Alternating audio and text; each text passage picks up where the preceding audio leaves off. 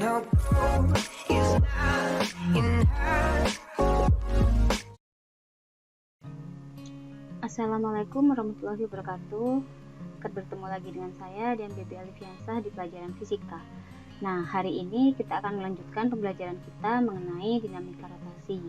Kemarin kita sudah belajar mengenai momen inersia, berarti kita sekarang melanjutkan di subbab selanjutnya, yaitu tentang hubungan momen gaya dan momen inersia, kemudian momentum sudut, terus gerak rotasi dan translasi. Baik, untuk mempersingkat waktu, kita lanjutkan ke materi saja. Nah, yang pertama akan kita bahas di sini adalah hubungan antara momen gaya dan momen inersia. Dimana seperti yang kita tahu kemarin, momen gaya dan momen inersia itu adalah dua perumusan yang berbeda, namun dia berhubungan. Bagaimana kita bisa tahu dia berhubungan? Dengan cara kita menggunakan bantuan hukum Newton 2. Nah, atau hukum 2 Newton, sama aja ya. Jadi hukum 2 Newton itu rumusnya apa? Rumusnya adalah F sama dengan M kali A. Sebaik kita bahas penurunannya ya.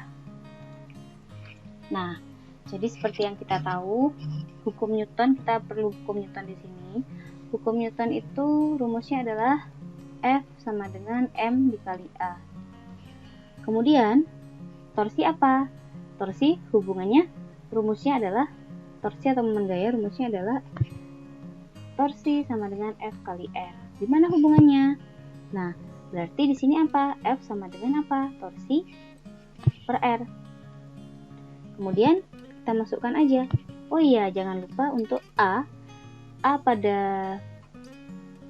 gerak rotasi itu rumusnya adalah alfa dikali R. Ini pelajaran sebelumnya di gerak rotasi atau menggelinding ada. Jadi saya mengingatkan saja. Nah, kemudian F ini kita masukkan ke sini. Jadi apa? Jadi torsi per R sama dengan M kali A. Nah, ini yang perlu diingat. Nah, M kali A, A-nya kita ganti juga. Jadi apa? Torsi per R sama dengan M kali lambda, alfa maksudnya, kali R. Nah, R di sini bisa kita pindahkan ke luas kanan. Jadi torsi sama dengan M alfa R kuadrat. Nah, karena ini akan naik ke atas. Kemudian, kalau udah kayak gini gimana? R kita pindah ke tengah. Jadi torsi sama dengan M R kuadrat alfa. Kita lanjut di sini. MR kuadrat itu apa? MR kuadrat itu adalah inersia. Jadi torsi sama dengan inersia dikali alfa. Nah, inilah hubungan antara momen gaya dengan inersia, momen inersia. Sehingga sesuai dengan rumus ini, torsi sama dengan I kali alfa atau I kali A translasi atau percepatan translasi per R. R ini adalah jarak atau titik poros kayak gini. Ini hubungan antara momen gaya dan momen inersia. Dan selanjutnya kita lanjut ke gerak rotasi dan gerak translasi. Apa maksudnya gerak rotasi dan translasi? Kemarin sudah sempat dibahas ya. Jadi gerak rotasi itu adalah gerak menggelinding. Misalkan ada sebuah ban, dia berjalan ke depan. Nah, berjalan ke depan berarti dia mengalami gerak translasi atau lurus ke depan. Kemudian dia selain berjalan ke depan, dia berputar juga, berarti dia mengalami gerak rotasi. Nah, setiap benda yang menggelinding ini melakukan dua gerak. Nah, kayak roda, terus bola bowling, dia melakukan dua gerak sekaligus, yaitu rotasi terhadap sumbu putar dan gerak translasi bidang yang dilalui. Jadi, dia memiliki dua gerak. Kemudian sehingga dia memiliki dua EK atau energi kinetik. Apa energi kinetik? Energi kinetik adalah energi yang membuat dia bergerak, yaitu energi translasi dan energi rotasi. Nah, energi translasi itu pakai EK biasa karena dia cuma maju ke depan. Rumusnya apa? Setengah mv kuadrat. Kemudian untuk energi rotasi apa? Energi rotasi ialah setengah I omega kuadrat. Nah, di mana I adalah inersia dan omega adalah apa? Omega adalah kecepatan sudutnya. Jadi untuk digerak menggelinding itu dia memiliki kecepatan sudut, yaitu omega. Nah, kalian pasti bertanya-tanya, dari mana sih rumus Eka rotasi atau setengah I omega kuadrat itu? Mari kita bahas penurunannya. Nah, seperti yang kita tahu, Eka itu rumusnya apa? Eka itu yang pada umumnya adalah setengah mv kuadrat. Dari mana? Udah pernah di kelas 1, jadi tidak usah saya jelaskan lagi. Kemudian gimana? Nah, kita lihat rumus V ini. V ketika dia mendapatkan kecepatan sudut atau berada di gerak rotasi atau berada di sebuah benda yang bisa menggelinding akan berubah menjadi apa? V akan berubah menjadi omega kali R. Jadi kecepatan sudut dikalikan jari-jarinya. Gimana? Nah, kita dapatkan di sini. Jadi sebuah benda yang berotasi itu memiliki kecepatan sudut. Kecepatan sudut itu adalah kecepatan ketika dia berotasi.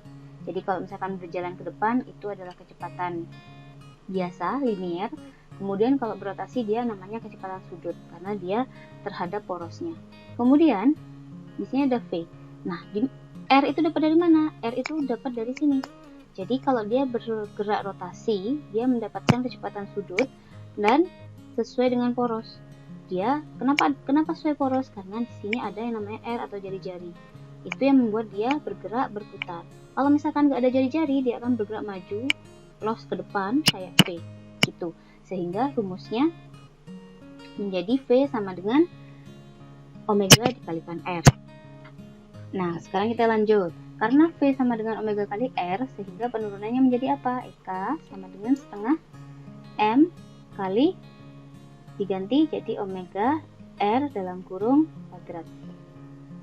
Nah, berarti yang kuadrat bukan cuma satu, yaitu omega dan R itu sama-sama kuadrat, sama dengan setengah M omega R omega kuadrat R kuadrat. Maaf. Nah, habis itu gimana? R-nya kita pindah setengah M R kuadrat omega kuadrat. Kenapa? Karena supaya ini bisa berubah. Nah, yang ini saya lingkarin merah supaya bisa berubah. Berubah jadi apa? MR kuadrat, ingat, jadi inersia. Jadi setengah I kali omega kuadrat. Jadi rumus EKR, Eka rotasi menjadi seperti ini. Seperti yang ada di slide tadi. Nah, jadi rumusnya kayak gini. Nah, kemudian tadi kita mencari rumus energi kinetik pada benda menggelinding, kita gabungkan energi kinetik rotasi dan translasi, sehingga ini ditambahkan saja. Sampai di sini paham ya? Kalau paham, kita lanjut ke subbab selanjutnya, yaitu hukum kekekalan momentum sudut. Apakah itu momentum sudut? Nah, jika benda yang bergerak rotasi itu memiliki massa dan kecepatan, maka bisa dikatakan benda itu memiliki momentum linear. Jika momentum linear dikalikan dengan jari-jarinya, maka akan diperoleh dengan momentum sudut yang besarnya dirumuskan dengan L sama dengan inersia dikalikan omega. Nah, jadi contohnya seperti ini. Misalkan di sini saya punya sebuah garis.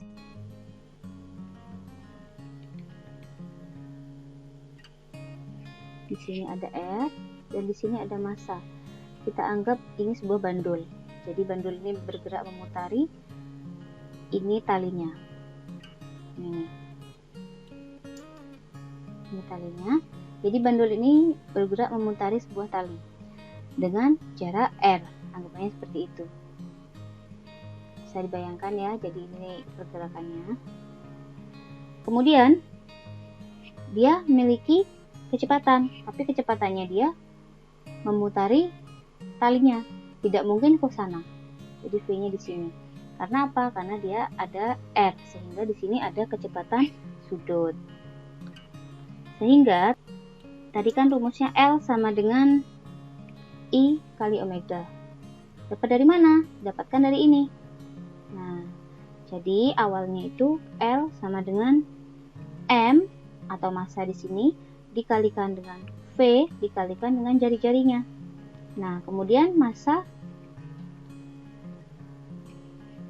kali V itu kita jabarkan. V itu tadi apa? V itu adalah omega kali R. dikali R lagi. Jadi M kali omega kali R kuadrat. Nah, ini kita satukan biar jadi inersia sehingga menjadi I kali omega. Nah, kenapa? Makanya L di sini rumusnya menjadi I kali omega seperti itu. Ini di mana L itu adalah momentum sudut, satuannya kilogram meter kuadrat rad per sekon. Kemudian I ini adalah inersia, omega adalah kecepatan sudut, satuannya adalah rad per sekon. Inersia itu apa satuannya? Kilogram meter kuadrat.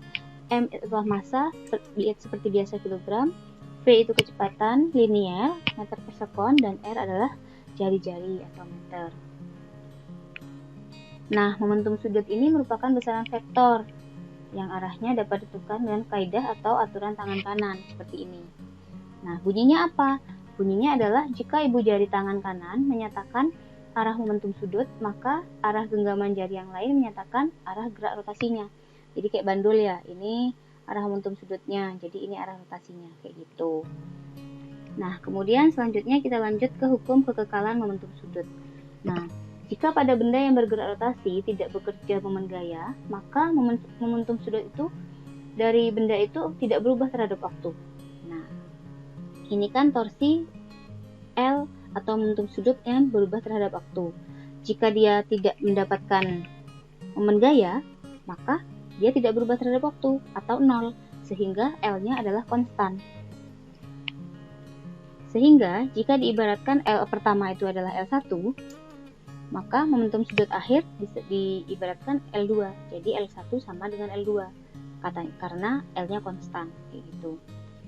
Sehingga dapat rumus lagi kita, yaitu ketika L1 sama dengan L2 kita uraikan sehingga menjadi I1 omega 1 sama dengan I2 omega 2. Jadi ini bisa dipakai ketika mendapatkan soal yang rumusnya menggunakan ini. Nah, di sini ada sebuah pengibaratan, yaitu ada dua orang penari. Yang pertama, penarinya itu menggunakan tangannya dilebarkan, yang kedua tangannya ke dada. Nah, menurut kalian yang mana yang lebih cepat gerakannya? Nah, sudah tentu yang kedua ya. Kenapa? Karena dia tangannya di sini, sehingga dia memiliki gaya gesek yang lebih besar. Nah, ketika gaya geseknya besar, maka I-nya juga akan semakin besar dan momentum sudutnya menjadi kecil. Kebalikannya, ketika dia gaya geseknya mengecil, I-nya akan menjadi kecil dan kecepatan sudutnya juga menjadi membesar seperti itu, sehingga ini akan lebih cepat berputarnya daripada yang ini. Tuh. Oke, kalau begitu sampai di sini dulu pembahasan materi mengenai dinamika rotasi bagian 3. Kalau begitu, wassalamualaikum warahmatullahi wabarakatuh. I walk in the spot like I win it all. I'm Mary James with it, then I'm honey, clappy, yeah, I'm on call like a wonderful.